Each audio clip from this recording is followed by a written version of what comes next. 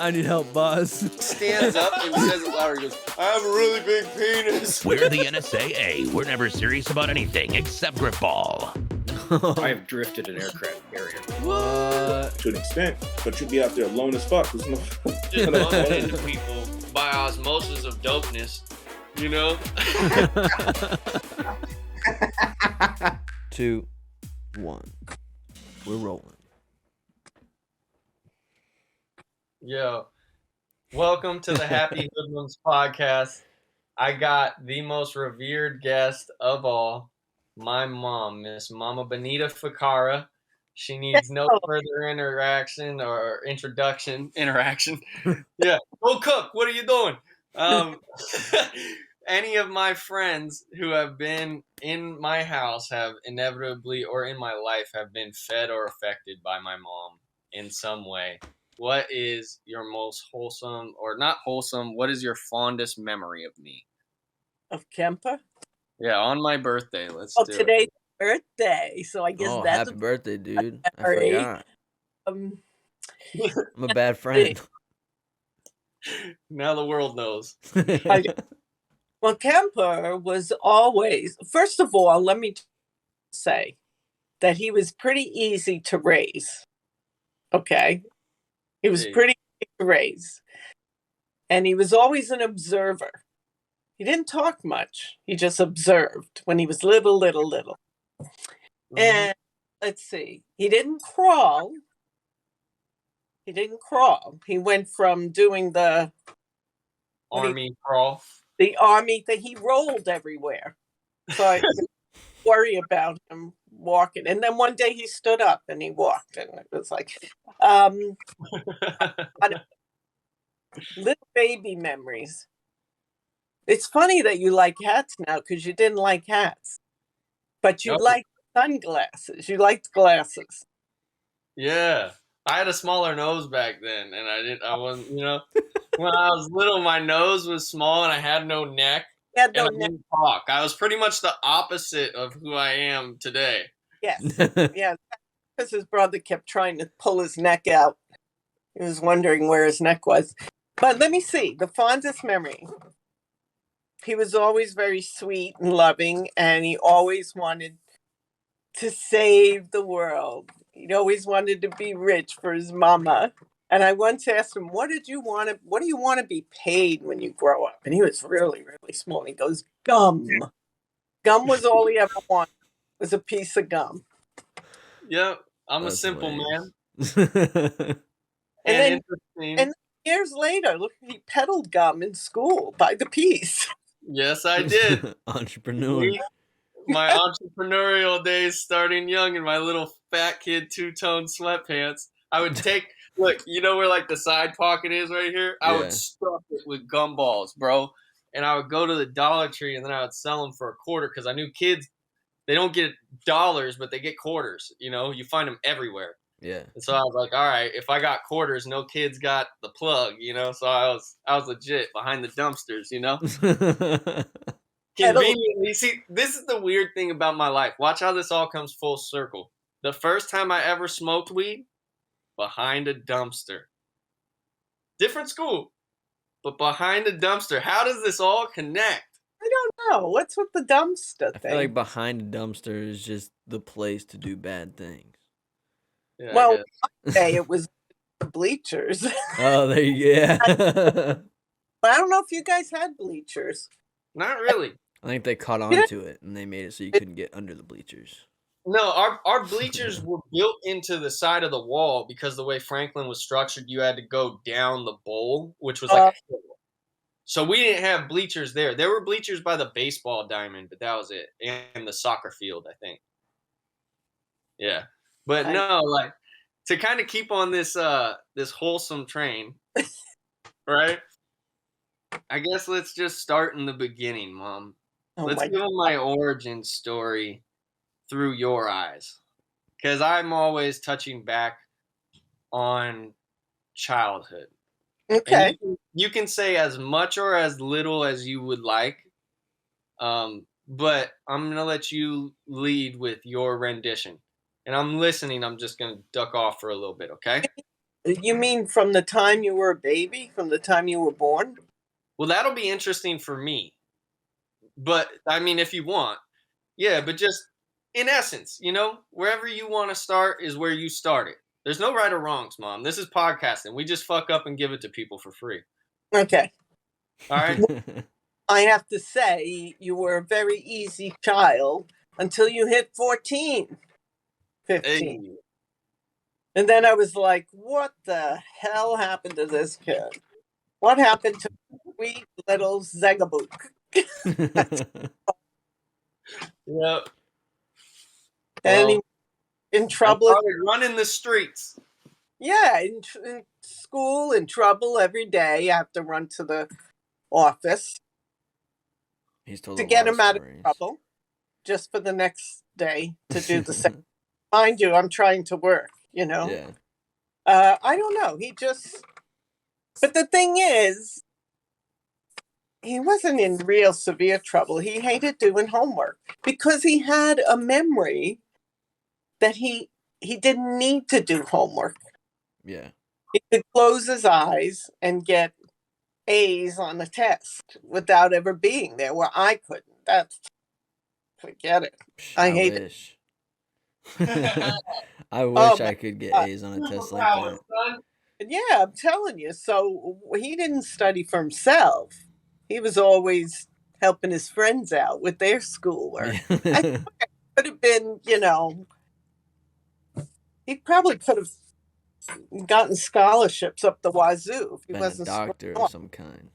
helping everybody else all the time. But that's who he is. But from the earliest memories, he got tortured a lot from his brother. I remember that. Remember the time he tied you up in your fort, and I thought you were at the store, and I went to the store. Okay, so check this out. When we were little, we would always. All right, first of all, we grew up watching Rambo. Like these were our superheroes, right? Yeah, I didn't let you watch Rambo. Yeah, this was my dad's doing. But I got different raisings from each person. My mom was the only comprehensive person I had, right? And honestly, I have to tip my hat to you because this is also the Mother's Day episode. I can't just take this as my own, all right? And maybe we'll make this a yearly thing, but I learned you were my dad too in a lot of senses. And you taught me how in becoming a man to navigate vulnerable places within myself, that I think a lot of men don't want to touch or don't know how to access it without someone else.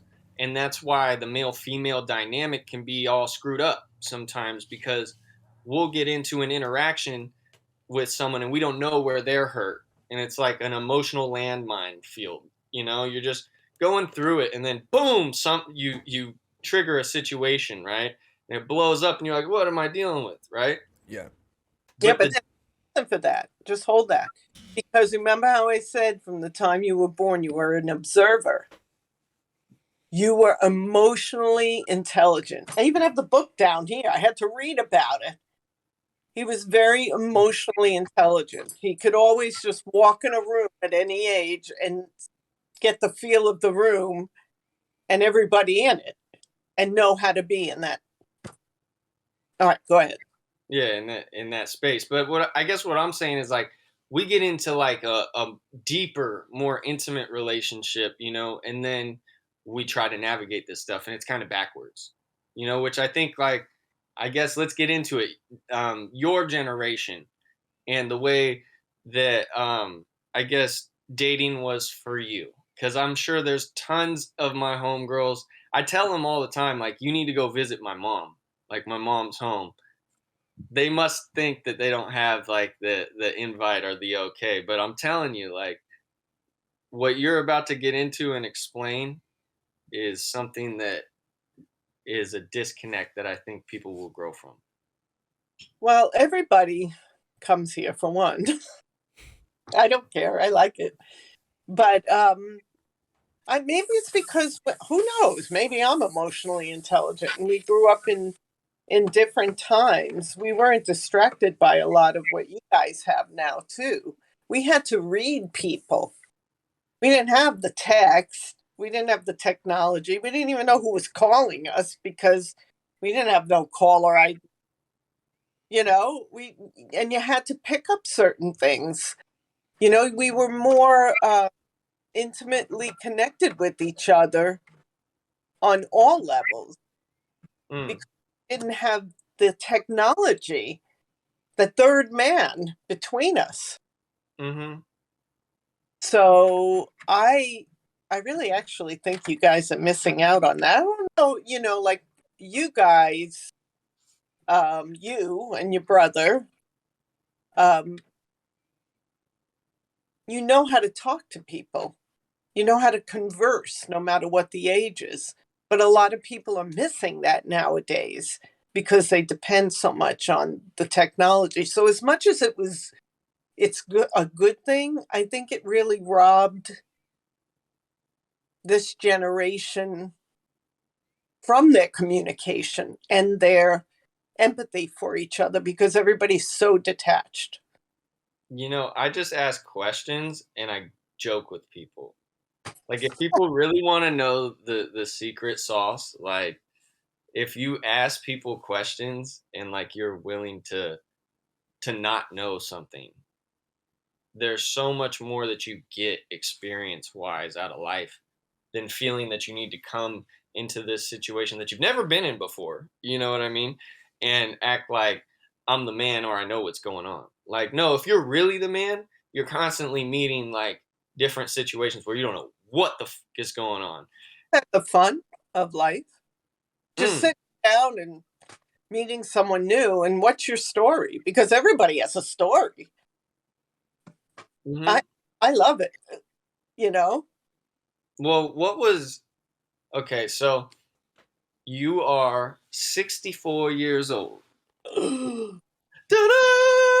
We're not supposed to reveal. Okay. I don't care. What was going on at that time?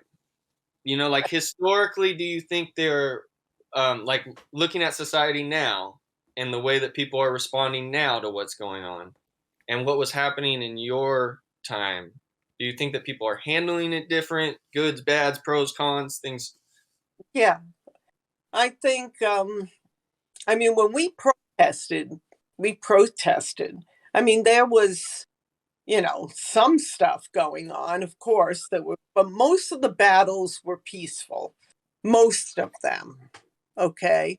Sure, a lot of, the interracial stuff, things like that got really heated, you know, but mostly people maybe the same as they are now. They wanted peace, but they go about it in a different way. Mm. They go about it in a very aggressive, angry way. The world is very angry.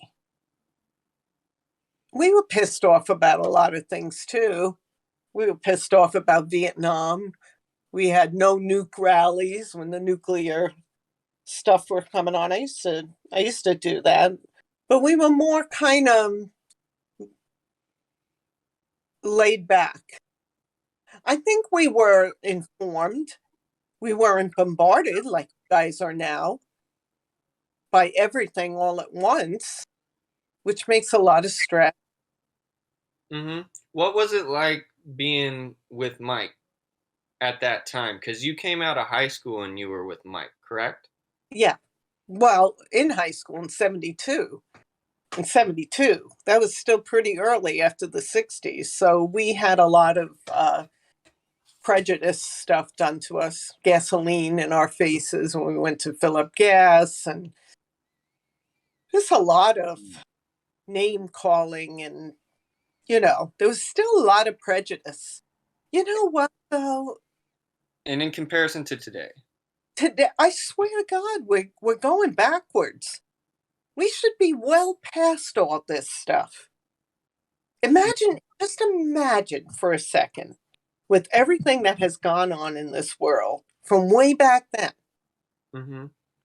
from all the prejudice to everything that we've gone through and have worked through. And if it was just over and put behind us, how much further we would be as a society. I Mm-hmm. think they used to call us hippies. But hippies were basically peaceful people, tree huggers. And I was more of a tree hugger, a flower child, as you would say. Hey, we have a really cool picture of my mom that I'm gonna have to give for the post of this. I'm gonna use that awesome picture of you like Do chilling. you have? I'll get it. I'll get a copy of it. But 'Cause go I on. have it on the wall in there. Tell us about being a tree hugger. Well, You can go and grab it if you want. If you want to grab it and put it in front of the camera, you can. Or just bring the camera to that.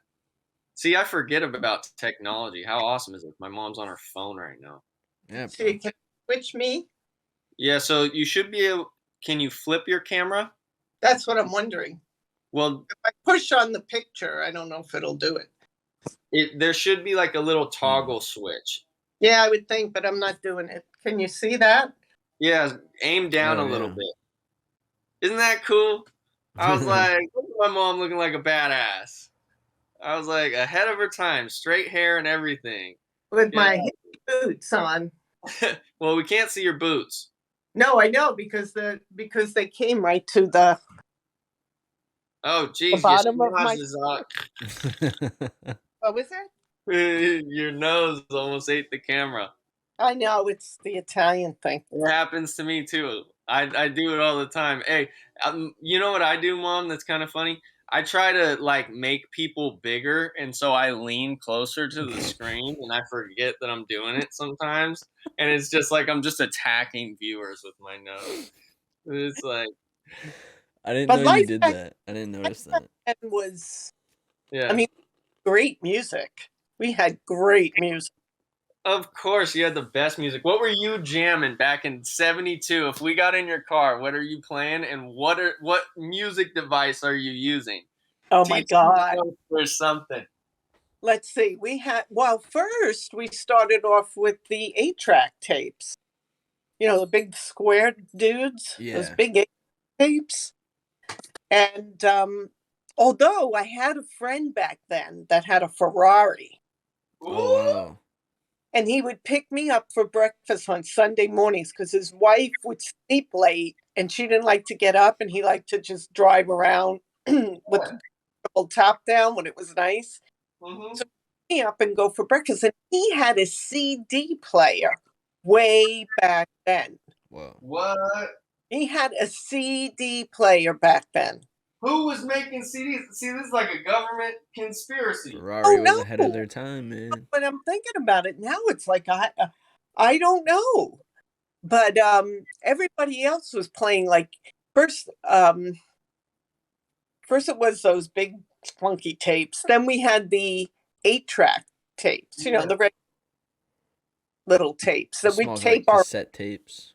the little cassette tapes. And we, make our own off the radio. Yeah. It was a work to do. And of course we still had vinyl. And then CDs came out. So, but I was kind of like, I was into all kinds of music. I loved Fleetwood Mac. I loved James Taylor and Jim Croce, and I loved everything. That was awesome. And just all of them back. What'd you do during disco? I hated disco. I don't think I danced for disco at all. Were you doing the hippie flop? No, I hated. I swear I didn't dance the whole time disco was a out. honky wiggle, Mom. This is the 1967 honky wiggle. Yeah, right but there. Yeah, it's genetic. You know what I mean? I think during the disco time, it comes with a stiff back. Was my ballet. Remember, I was really into ballet. I was a ballerina, so I was so happy about that because I skipped the disco time. I was more into ballet and jazz. I hated disco. Tell the world. Tell the world about you as a ballerina, Ma. I was a ballerina. Mm-hmm. That's what I did. I mean, I was poor as a church mouse, but I had my own little apartment. Of course, it was like all the walls. It was an attic, so all the walls were kind of slanted on one side. Sat up in bed. Oh Right. yeah, you wake up, you smack your head. But if I had a boyfriend over that happened to be drunk, the toilet seat was You could right just below. lean. Yeah, they could just lean on and do their stuff. Even the shower was like that. It was like half a shower. And I'll tell you, it was freezing in winter because it was in the attic of this house, 2.5 Yeah, little, no insulation probably. no insulation. It was freezing. I had one blower, hot air blower, in the little living room, and the rest of the place was freezing. So I had a timer in the morning that looked like a radiator that I would put my clothes on, plug it in, and hop in the shower to warm up. And then by the time I got out, my clothes would be warm. And it was stifling in the summer. I couldn't have an air conditioner. There was no air conditioning. Oh, Oh man. God. I The most humid hot box ever. oh, No. Look, was New York in the wintertime gets so humid. Like yeah, you just wake up. summer. It's humid. It's gross. Yeah. It's like you're constantly wet because you're sweating so much. But it was my apartment and it was mine alone, and I loved it, you know. Hmm. Oh, and then here's the funny thing. Because I was living on my own, I was always a little afraid. Hmm. Know. But who could afford anything, as far as there were no alarm systems or anything. So there was a side entrance, that was my entrance, and you'd walk in the side door, and then my door, just a regular wooden door with a lock, would Hmm. be there, went up a tall flight of stairs to my apartment because I was basically in the attic. Hmm. So I'm thinking, well, how can I be safe? So I would go to Goodwill and find the gnarliest, largest man boots or shoes that I could, and I'd put them outside the door.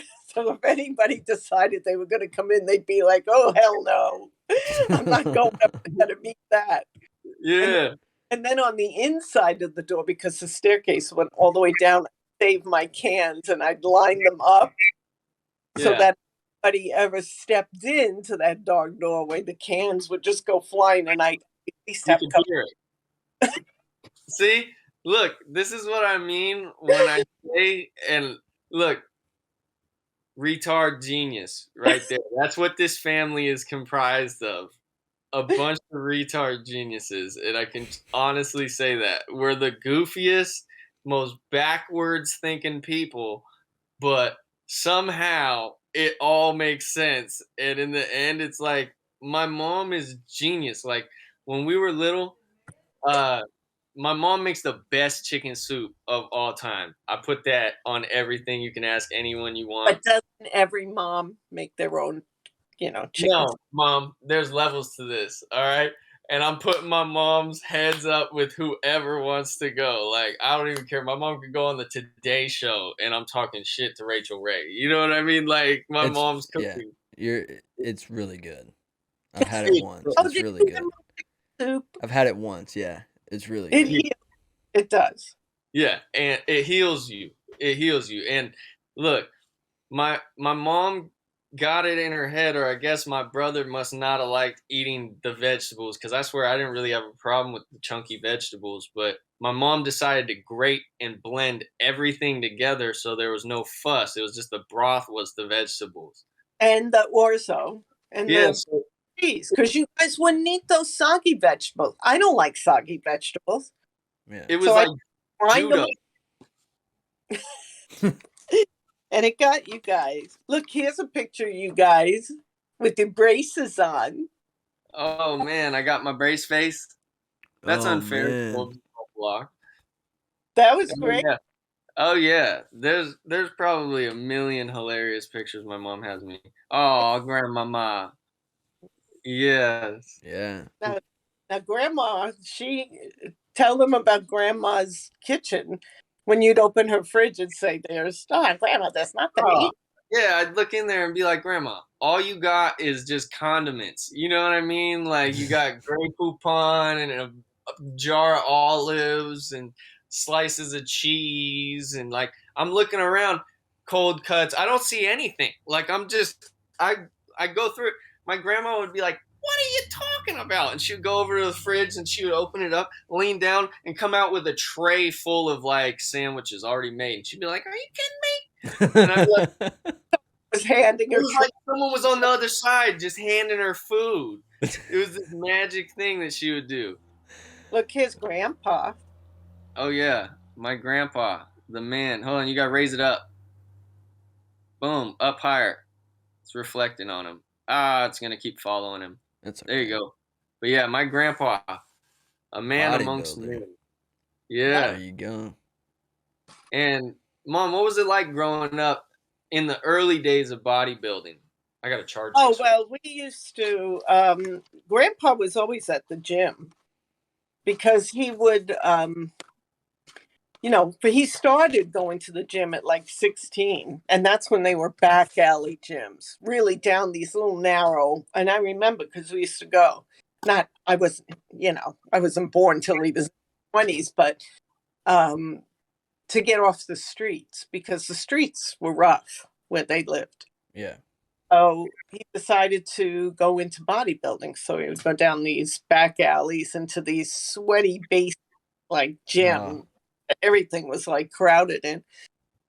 And when we were born, me and my two sisters, he would take us down there with him so he could work out, and I remember his friends using us as weights, that kind of thing. But they were really back alley, sweaty gyms back then. But he also worked in the insurance business. I think he was, I don't know what he was, but he had to wear suits. So, he was a bodybuilder and he was doing bodybuilder things. But every morning he would wake up, he'd be in his suit, and his breakfast was he would open the refrigerator and pour a big glass of apple juice and take 2 eggs raw and throw them in there, break them in and swallow them, take his vitamins. And that was his breakfast during the day.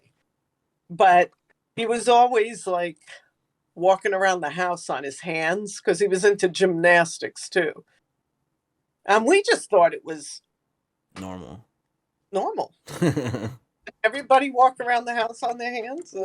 I don't know. But that is the most incredible talent. And strangely enough, Grandpa Ronnie used to walk around the house on his hands. Really? Yes, Dad told me that. So I never knew that Grandpa did that. Yeah. But that is incredible. Yeah, always walked around on his hands. Both my grandpas walking on their hands. And here you are walking on 2 feet. What am I doing? What a shame. Mom, am I failing the family legacy right now? Do I need to learn how to walk on my hands? I don't know. You could try it. Have you tried? Maybe you're natural at it. Yeah, I would bet. You just gotta learn how to kick up on it. Yeah, dude, Mickey Mantle gene that. No shot. On my Bert Kreischer shit. I need one more beer, you guys, and I'll be able to walk on my hands. Mickey Mantle gene. That's hilarious. You just never know. You never know. So, my mom has. Sorry that I cut you off, Mom. No, it's fine. I don't know. Oh, you lead it. I was gonna say my mom's story is so unique. So, like, when my mom was little, all of our family lived together in the Bronx, right? Yeah, we always lived around the corner from each other. So, what was it like going to the store for you? Or down the hill. Oh, all right. So, well, you knew everybody in your neighborhood because it was your neighborhood, right? So you knew all your neighbors. And one side of the street just tended to be all Irish for some reason. And our side of the street was all Italian. So, but we all went to the same church down the street on Sundays. So on Sunday mornings, going to church, all the Italians had the sauce going, So as you walk down the street, you'd smell the garlic and the sauce and everything as everybody was going to church. So that's one thing. So when we were really little, around the corner, my aunt lived. A couple of doors down was Sunny. And around the corner and up at the end of the corner, Sunny had a store, like a little bodega or something, but we knew all the people along the street. So my mother, having two other little ones, would put me in my little footy pajamas when it was, warm enough to do it. And she'd give me a little list of things. And at that time, like Ronzoni macaroni, all the Ronzoni macaroni has a number on it, like 63 is this type or whatever. And she'd draw it on the piece of paper and she'd say, go get this one, 63, or go get Tiny Tim's hair, which was the fusilli. It was really long. Go get Tim's hair and loaf of bread and whatever she would put in this little list. And so she'd send me with this little list and she'd call the neighbors down the street and she'd say, now everybody watch because I'm sending Benita up to Sunny's. So she should be coming soon, so they'd all peek their heads out and they'd watch me. And then she'd call my aunt around the corner and she'd say, Benita should be turning the corner soon. Or my aunt would see me. And then she'd call Sunny and let him know I was coming. And I couldn't even reach over the counter. I just kind of slide this little, the number, I'd slide this little list over the counter and Sonny would, put all the stuff in a bag. Of course, I always ate the top of the bread on the way home. Oh, it was so good. It was so fresh, bread. And then Sonny would call my aunt and say, okay, she's coming down. And, the same thing would happen going all the way back. And the funny thing is, you didn't even have to bring any money because we all had accounts at Sonny's. And at the end of the month or whenever, I don't know, everybody would pay Sonny. So that's the way it was. And I remember, with my cousins, we all grew up together. We all, when one family moved from the Bronx, all three families moved from the Bronx. Cousins, there's 13 of us. We were all like we still are like brothers and sisters because we all grew up together. And Grandma and Grandpa always lived in a little apartment above my aunt's house. They had a little apartment, so they were always around. And, even when we moved out of the Bronx and we all kind of stayed in the same area, Grandma and Grandpa were always at somebody's house for dinner. They still had their own little apartment. So it was a very traditional Italian family because every Sunday, the Italian records would go on. And my mother would get up and start with the meatballs and the macaroni, the sauce and stuff. And we'd get dressed to go to church and things like that. And then at 1:30 in the afternoon, everybody would show up for either at her house or my aunt's house for Sunday dinner, 1:30 in the afternoon. It didn't matter how old you were. You got to be a teenager. You're like, I just want to go out and be with my friends. Nope, they can come too, but everybody's home for dinner. So aunts and uncles but those were good times, So, question. Also, Zach, if you have anything, as usual, just throw it in because I'm just going to keep battling back. But this is something I really feel I need to ask. Because a lot of your raising us was single, And so, like, for single moms out there or parents, whether they're male, female, whatever, what does structure do for a kid? Because what I'm hearing in these stories is like there's a lot of structure to it, and although it's like family elements, especially because when you were raising us, you're all the way out here 3,000 miles away from all of that, so to kind of contextualize the situation and bring it back. So, okay, well, let me just say this, that I realized going back to the way I was brought up, what that did for all of us, all my cousins and everybody, is as much as we fought it when we got to be like teenagers and stuff, Mm-hmm. we always knew where we belonged. It gave us, we knew who we were. We knew where we belonged. We knew that's what tradition does. You know who you are. You know where you come from. So when I was raising and that's a really good confidence booster. No matter what happens, you have family and connections. And I once heard that there's a tribe in Africa that when a child is born, that the whole tribe comes out and they sing a special song to them. Everybody has their own unique song. And as they get older, if they start to stray at any time in their life, they're making the wrong decisions, they come back around and sing that same song to them. So, it's kind of like that. So when I was out here by myself after the divorce, I thought, well, what can I do? Because here I am single, barely making it. I didn't have money to do a lot. Dad was doing a lot with you guys because he could, and I didn't. But the one thing I had was the ability to make a home and welcoming. And whenever you guys, the home was clean. The home had a meal in it every night, no matter how tired I was. You remember me falling asleep at the table. Worked all day. Whenever you guys were out or you were with Dad for the weekend, when you came home, it always smelled good. Like your beds were made. I always tried to buy you a little stuffy or a Dollar Tree thing and put it on the bed. Or it was just, and I read to you every night, and I just kept everything going like that.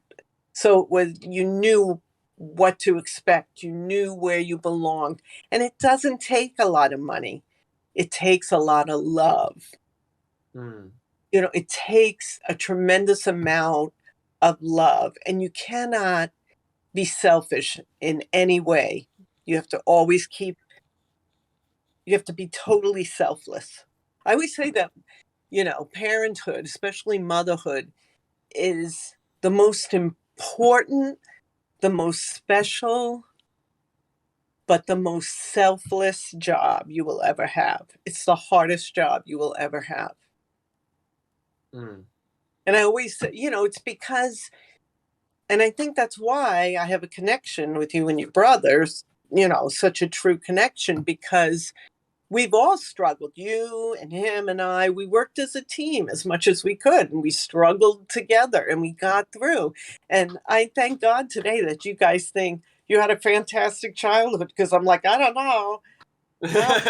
Because, okay, but it's you don't love. know what Burger King and hanging out, all the little toys that we got, like what that does. A lot of times I didn't have the money to take you through Burger King, but I have $1 or $2 that I could drive through and just buy a toy each for you.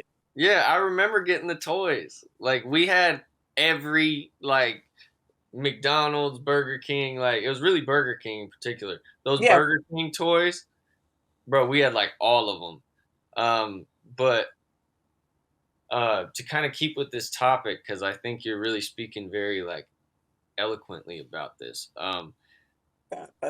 You're talking about love, and a lot of people talk about love as an energy form. But can you speak to where you draw from? Because I've always been curious, when you have nothing, when you're spent, or you think you are, you're broken down inside yourself, because that's where a lot of people are.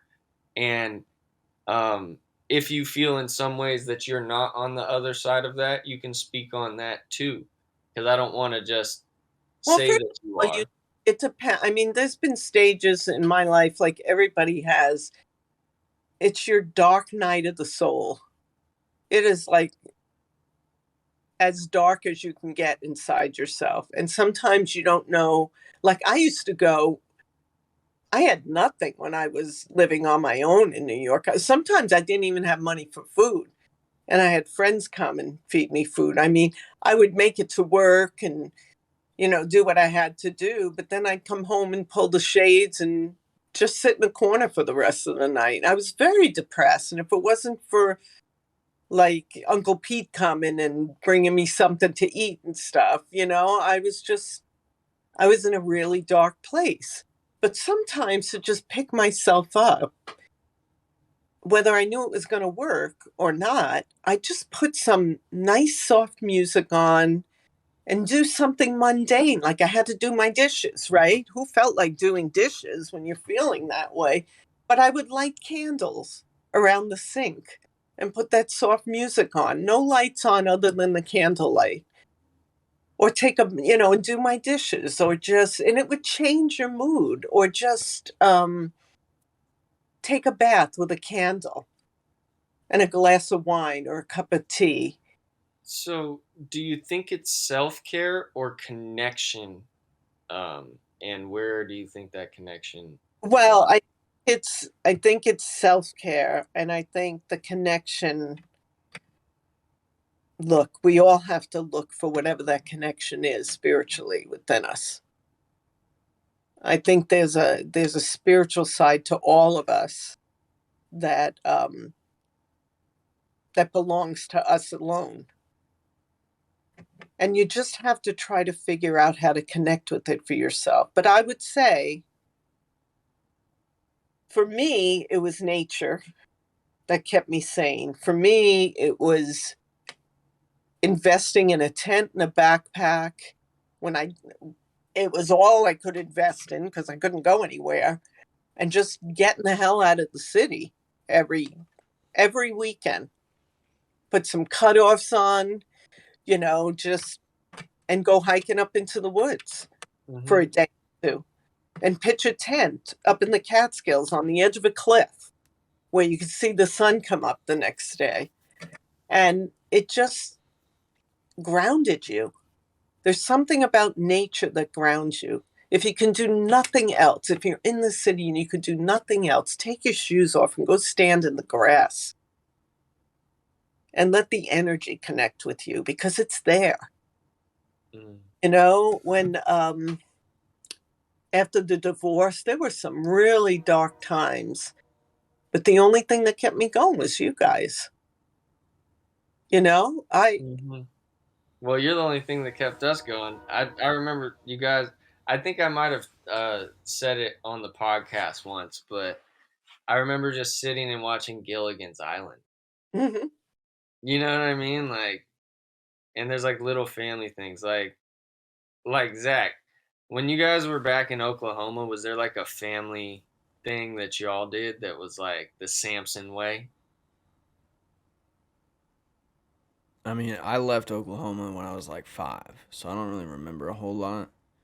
Well, Um, those are the years that I'm talking about. Like, but if there's other things that come to mind traditionally, um, even if it's like TV not yeah. time. I mean, not particularly, really.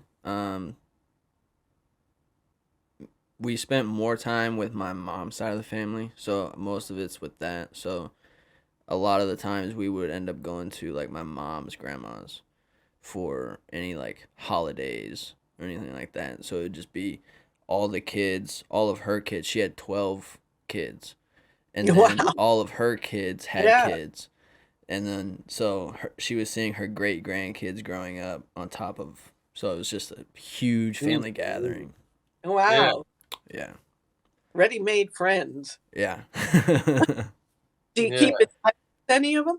My mom does a little bit. She did a lot of genealogy stuff. So she tracked down like a bunch of people from her family and everything, and um but I haven't gone back to Oklahoma in like over 5 years or something like that. Yeah. It's been a long time. It looks like it would be pretty. I've never been there. It's really flat. But Yeah. Is but it, it's is it not. flat? Say that again. Is it flat and green? Some spots, yeah. There's a lot of like red sand around, which is where Whoa. you'll get like red rose rocks, which are rocks that look like roses. Wow. Cool. So it's pretty cool. But Well, yeah, each place. I mean, I think one of the best things I ever did was leave New York in 1987. I just I had my dance, I had friends, I had everything. All my cousins, even my little cousin, they were all married and everything. And I felt like, you know what? It's not happening here. I really want to get out of New York. I need to be somewhere where I really, really want to be. I had changed a lot myself through meditation and stuff. And I just felt like I was too defined by this area that I was in. And yeah. I was somebody's daughter. I was somebody's ex-girlfriend. I was somebody, and I was feeling like the walls were closing in. And I decided, you know what? I'm going to move. I mean, after I came out here to visit, I decided everybody at that time seemed to enjoy life out here. I was just struggling and struggling and struggling there. And I decided to move. And a girlfriend of mine said, you know what? I think I will too. So I sold everything I could, which wasn't much, but I had some credit card debt. But I hawked what I could. I sold everything I could and came out here to visit and knew I wanted to come back. So I registered for massage school. I found a guitar teacher, all the things. Took dance classes while I was out here visiting and just made up my mind that I was going to leave in a couple of months. I told my boss that I'm moving to Oregon, my Jewish boss. And he said, why are you moving there? It's nothing but cowboys and Indians. I said, yeah, that's why I'm going. And, You're such a badass. I love you, Mom. that's why I'm going, exactly. Yep. So we packed up it was crazy because we packed up a 36-foot Ryder truck with 6 rooms of furniture between my girlfriend's little apartment and mine. And I had in my pocket, after we paid for the gas, because she also brought her Nissan. Okay. Uncle Pete helped us move and her brother, because I couldn't reach the controls on the truck, so he had to drive it. So her and I followed with the car. And I had $250 to my name to make it cross country. That's after we had already put the gas money and stuff for the truck and the car. That's what I had to start my life out here. $250 Wow. to make it cross country and start my life out here. So, I threw the cutoffs in the truck. I love that that's a woman's power move right there. Got the Daisy Dukes in the truck. We're busted out of here. I had that long, I had, cut off shirts and a pair of sandals, and we had, our tents and stuff in the truck. Going to live the American dream. The first day, mm-hmm. I remember, well, it was probably a couple of days in, my sandals broke. Oh. I'm like, holy crap, I don't have money to buy sandals, and my other sandals or whatever I had left in my little bit of clothes was way at the bottom of the front of the truck, which means 6 rooms of furniture and everything would have to be moved for me to grab a sandals.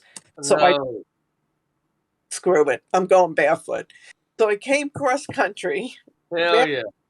In Daisy Dukes with hair past my ass. And I figured, you know what? We're eating at truck stops. If a trucker is going to throw me out looking like that, well, I never got thrown out. But we ate like, kings and queens because truck stops really fed you, And we can't. Oh, yeah. This is back in the day when that's like only diner. See, that's crazy. That's what I'm talking about, Mom, about things getting lost in translation. When you're telling me this story, side note, we got to go through this story because this is awesome. But I'm picturing like 7-Eleven, Mom. You know what I mean? Like hot dogs spinning and shit. It was not like that at all, son. Like, it took me a second to kind of compute that. I'm sorry. Continue.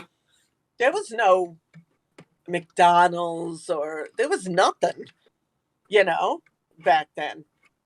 So, I mean, we cooked a lot of our own meals, whatever we could cook on a fire and stuff like that. But no, there really wasn't anything. But I thought to myself, I kind of got scared at first. I'm like, what are you doing this? And then I'd have a sense of calm come over me that says, this is right for you to do. Because at first I was like, oh, I'm leaving my whole family and everything. And then I just had to sit with it. And I went, no, it's just an extension of you.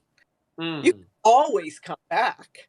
Yeah. It's just an extension of you. You need to do this. And so I did it. And I came out, I started school. My dad helped me too, through school, but I was working part-time and we got an apartment, my girlfriend and I, but we had fun because when am I ever going to see the country? When am I ever going to be this young? I was your age, Kemp. I was 27 or 28. Yeah. Left. And I'm like, when am I ever going to have the opportunity to drive cross country and see the country and stop at Mount Rushmore and get stuck in the Badlands like we did and, go see stalactite caverns under the ground and go to Deadwood, South Dakota. Well, hold on. Walk us through some of these highlight moments. You know what I mean? Like, what was it really like? Because your storytelling abilities are just, they're unparalleled. Well, I've been telling my mom she needs to write a book. Like, my mom's life is inspirational and she doesn't get it. Like, my mom's a superhero. Anyways. Not really. I'm just a regular old hippie chick. So. Zack, come on now. I mean, when we drove across, we just, camped wherever we could, KOAs maybe, but we just pull off by a stream somewhere with the truck and whatever and pitch a tent. This is when you could do it, I guess, and we'd go in that freezing water to wash your hair. And it was freezing. Yeah. But we drive a good sometimes 10 hours a day to the next place. But there were a couple of times, like, it's weird when you get into the middle of the country. I don't even remember where we were. We came the northern route, through Yellowstone.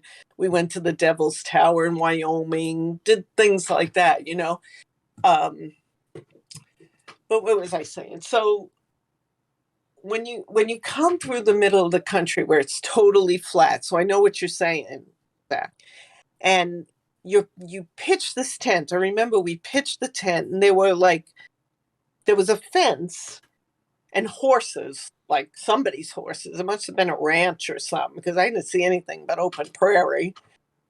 And I remember looking like, what the heck is that in the sky? And you can actually see the storms coming to you. You can see them coming. And to me, I had never seen anything like that because in New York, you look up. But here it was like right there, like face to face. And you're like, holy crap, there's a wicked storm coming. And where the hell are you going to go? So I can say, how many times did we have to break everything down, throw it in the back of the truck and shut the truck down on us till this thing passed. And then another time when we drove by Lake Michigan, we were so happy because we found this campsite that was like right by Lake Michigan. And we set up everything. We set the tents up and we're all done. It's still sunny out. So let's take a walk. And we walked down to the lake. And it's like an ocean, Lake Michigan, And all of a sudden, I mean, it was a hot day because we left in July. It was a hot day. And all of a sudden, it was freezing and the wind and the temperature dropped, I don't know, 20, 30 degrees in it seemed like 5 or 10 minutes.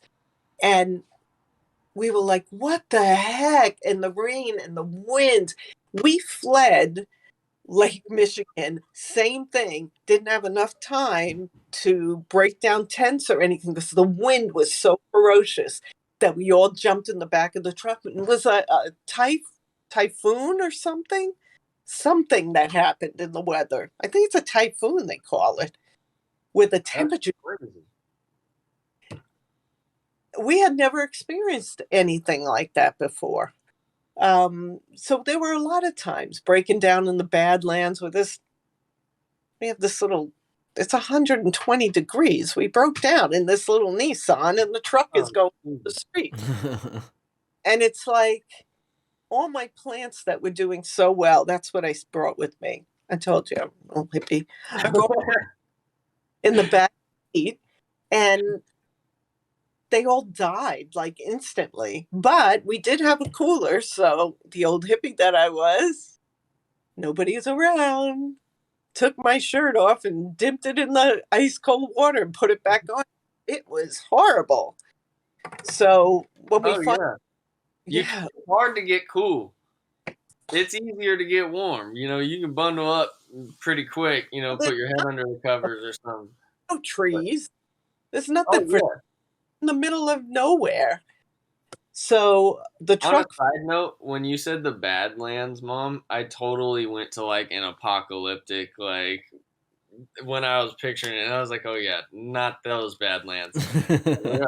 All right, continue. The ground is so dry that all the earth cracks. It looks like you're walking on the moon. It looks scary. It's just, but I'll tell you something. So the truck comes back. Finally, they realize we're not there. You know, we're not following them. It's a very narrow road. We have a 36-foot rider truck scene going down the street. So they turn around and come back. And we had to leave the car there, hop in the truck, and the only place around was this, I guess we were on an Indian reservation of going through. And there was it had like 4 rooms and a little store in the middle of nowhere run by the natives, right? Mm-hmm. As luck would have it, they had 2 rooms open, but it's in the middle of nowhere. They had a phone facing these beautiful mountains, and I remember calling. All you had was a payphone. We didn't have cell phones or anything. You depended on a payphone. If you broke down somewhere and you didn't have, even if you had AAA or something, you had to find a phone in order to get somebody to help you. So I remember calling Grandma and Grandpa and telling them we were broke down. And just turning around, seeing the most beautiful sunset in the desert that you have ever seen, the colors. And I said, you know, it is worth every bit of breaking down just to see this, you know, for one night. And I remember we asked one of the natives if he asked what we would run. We said a Nissan something. Maybe it was a Sentra. It was a little car. And the problem was that the radiator was too small. The radiator was too small for that heat. It couldn't keep the car cool enough. Mm-hmm. So we told him a Nissan, is there a Nissan dealer? And he just started laughing at us. He was just like, so somehow, some way, they said that they would tow it into the next town, which was where Mount Rushmore was. So we actually hopped in the rider truck, left them the car to try to tow it into that town to get it fixed, and went up to see Mount Rushmore in a rider truck. People were looking at us like, but we weren't going to waste the day. Yeah. But we had a lot of adventures coming across. Like I said, I only had $250 to get out here and get settled. Yeah. So, well, how much is that like nowadays money? I don't know, because we weren't making that much. You said 87? That's not like people were making money in 87. You were like broke in 87. What the hell, Mom? Damn. I was broke because I didn't have a college education. I mean, it's not a crime to be broke. Shit. You were going through it. I was broke. I swear to God. No, I like on myself to get a job when I got out. I knew I could do it. And I thought, damn, if See- anything's going to happen to me, I would rather die in a place I want to be than on that's care. that's why I'm saying you're the bravest person that I know. Like, for real. Yeah, but, there are times in your life. And like I said, I credit it to doing a lot of inner spiritual work, meditation. I tell you, I swore off men for like a year and a half and just concentrated on myself because as soon as the male species came into the picture, it's like myself went away and it Hey, got. that works both ways, Mom. I Okay? know. And the thing is, This not isn't a commercial for celibacy, but you got to do what you got to do sometimes. Get right with yourself. so I didn't even trust my own judgment after a while. I'm like, you know what? I'm just going to figure myself out. So I credit it to that, to doing a lot of meditation and really looking at myself and the things that I didn't like about myself and really looking at that and why I didn't like them and really doing the change. Like I wanted to change for the better. So you have to look at the hard things sometimes. Yeah. And I remember before I left, a condition of before I left to come on the road out here. Mm-hmm. Like I said, you really have to look at yourself and be honest and not be afraid. I asked myself 2 questions and I had to answer them to myself with the correct answers or I wouldn't have made the move. And the first question was I running from anything? Did I want to leave because I was running from something? And the second question was I trying to run to something? Mm. And both those questions had to really come out with a no answer. So there were no expectations. I wasn't running from anything. I wasn't running to anything. I just wanted something new. And whatever was going to happen was going to happen. So I didn't want to come out with any physical debt. I didn't want to come out with any emotional debt. I didn't want to drag it all the way cross country if I was going to change my life. I had to do a lot of work and get to the point where it was no. And I was fine with whatever was going to happen. And that's how I did it, or I would have never come out. Emotional debt is a heavy term. That was crazy. I had something else to say that just popped in my head. Give me a moment. Look, I got Bubba's here. Oh, I can hear him scratching around somewhere. That's his bone that he just got. Yeah, that's Mr. Beans. It's Mr. very Beans. happy. His bone. Um, Everybody's got to do some. And let me tell you something. It's not the only time you have to look at yourself. It hits you again. It hits you when you're almost 30, like 28. It'll hit you in your 40s. It'll hit you throughout your life. And sometimes you just have to do an emotional, you have to do a cleansing. You have to let things go. Sometimes you have to let people go. You have to clean house sometimes because you're constantly evolving. You're not the same person you were 10 minutes ago. And you got to allow yourself to be that. that's what I was gonna say. Okay. Is it crazy that we see doing something so natural as being free spirited and moving and following your intuition as crazy? No, the problem is that you're not free nowadays. Think of how free we were when we didn't have all this technology always bombarding us.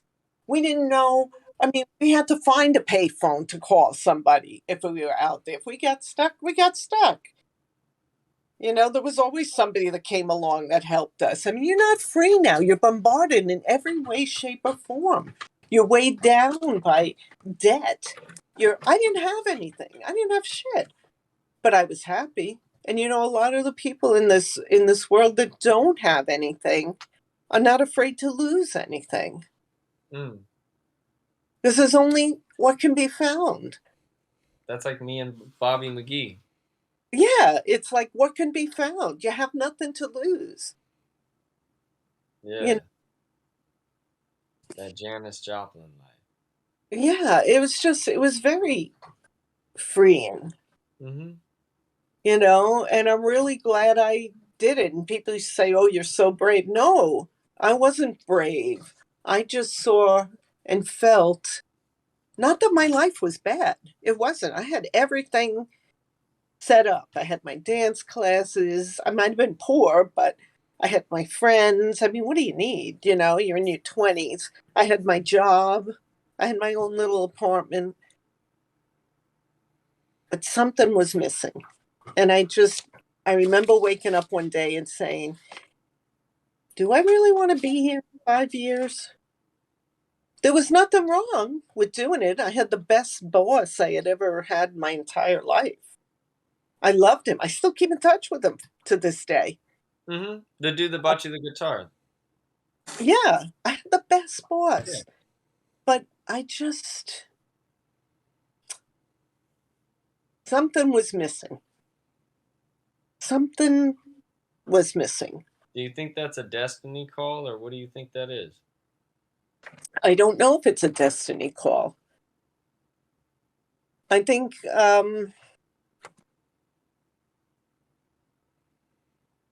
don't know. We're so worried about surviving nowadays. Everything is so out of reach. But really, it was for me too. I didn't have a college education. You know what I mean? What did I have? What skills did I have? I was working as a secretary. You're cool. Like, you can get almost anywhere you need to be in life just being cool. Like, I'm honestly, like, if you can make people feel good, like, that's what they want. And like, I think your superpower really comes from just being a mom. Like, in your essence, embracing like the feminine nurturing energies, and you're powerful too. Like, I've never seen a woman put a man in his place with such grace and like eloquence as you. Like, not have to curse, not have to raise your voice, not have to posture yourself, but just with your pure energy and 5 words or something, just kill it. Well, Mic drop. Grandpa taught us all the Sicilian look, just the eyes. Just give him the eyes, and it's like, Yeah, all of a sudden you just Crocodile Dundee him. it's just, no, I mean, people are always going to be people. And you know me, I'm a peaceful person. You don't ever want to get on my bad side because there are times that I have gotten to the point, and if I get really, really mad, which takes a lot, but I have a very bad temper when finally I've had enough. And it's like, I don't care how big you are. I don't care what you got. I'm going through you. Okay. I know I'm powerful enough to go through you. I know that. And when that has happened to me after the explosion, then I sit and I cry because it's like, it's so not who I am. It's so interesting that you say that because when I was younger, like, I would get really mad. And when I would fight people, when I was done fighting people, I'd be mad that I fought somebody. Like, that was the most enraging part, is like that I didn't want to have to like handle this situation like that. Or it was like people were handling me like I was handling the situation wrong when it actually called for it. Those are two different scenarios. But regardless of how it went, whether I was on like the good side or the bad side, most of the time I was like, man, I did that. Well, actually, no, the other half was like me being, if you take out me being a crazy little kid. Because there's like a 30% of me just being a crazy little kid and just not thinking and playing with sock and boppers all day when I got home. See what's up. I I love think this, yeah, right. Those were fun. robots. Those guys. Oh yeah, Or the sock and boppers. yeah. Yeah. Well, Mom, I think we're close to like an hour and a half. We're or out so. an hour and 11. Wow. Oh, okay. Yeah. Hey, that is most auspicious. Okay. Well, Mom, all I can say is mhm. I'm still the old hippie spirit inside, and I still believe in love. And all this craziness that's going on in the world right now, the only reason why I can kind of get through it is because I just kind of dance along the edges of it, and everything is a pendulum in life. Pendulum is always swinging, and in your life and everything in life. And when you don't know what to do, stand still and wait for the pendulum to settle. Unfortunately, right now, there's a lot of pendulum swinging, which is why people are really panicked and crazy and everything. If everybody could just center themselves and believe that the pendulum is going to stop, it's going to even itself out, and it's all going to be okay. Somehow or another, whether you agree with what that okay is or not, it's going to be okay. So you got to let go of the anger. You got to let go of the fear. You could be aware of what's going on. Like you always tell me, don't watch the news, Mom. Okay, aware what's going on, but I don't let it frazzle me. Because as soon as I let that in, like I always tell you, I've told you and your brother, guard your heart. Guard what you make pass through your heart. And I'm not talking about just love relationships, but those two. But I'm just saying there's going to be a lot of things that are coming at you. Just guard what's coming in, and know that it's going to be okay. Believe that it's going to be okay. It will be. Mm. And just love everybody, no matter what. And the people that are the hardest to love are the people that need it the most. Mm-hmm. So They're good training. they are. God always sends you somebody to train you. And if they razzle you, if they get to you, look at yourself and say, maybe I have a little work to do in that area. Because if you know who you are and what you stand for, and you have that peace about you, they won't rattle you. That's Mm-hmm. your superpower, is to be able to keep that all together without having it affect you. Yeah. I love you. I love you too, Mom. Thank you so much. I love you too. When are you coming to see me? It's been really hard for me to get into Portland lately, just because You really don't want to be in Portland, but you can come. I'll protect you. Yeah, I'm safe Hey, with you. I know. they go out to Cascade Locks. Time for you to reverse this guilt trip. All right, Mom. When next time you're in Cascade Locks, you gotta go knock on the Samson door. Okay. But for everyone out here that has joined in and my crooked hat, we love you. Thank you. My mom has been awesome, and she will be until the end of time. I hope you guys got something from this, and you can surely expect more. Hopefully before next year, because I'm trying to get my mom to do her own thing as well. So if you have any questions next time, let me know. Until then, have a great night. Bye, guys. Bye. Bye. Bye. Thanks so much.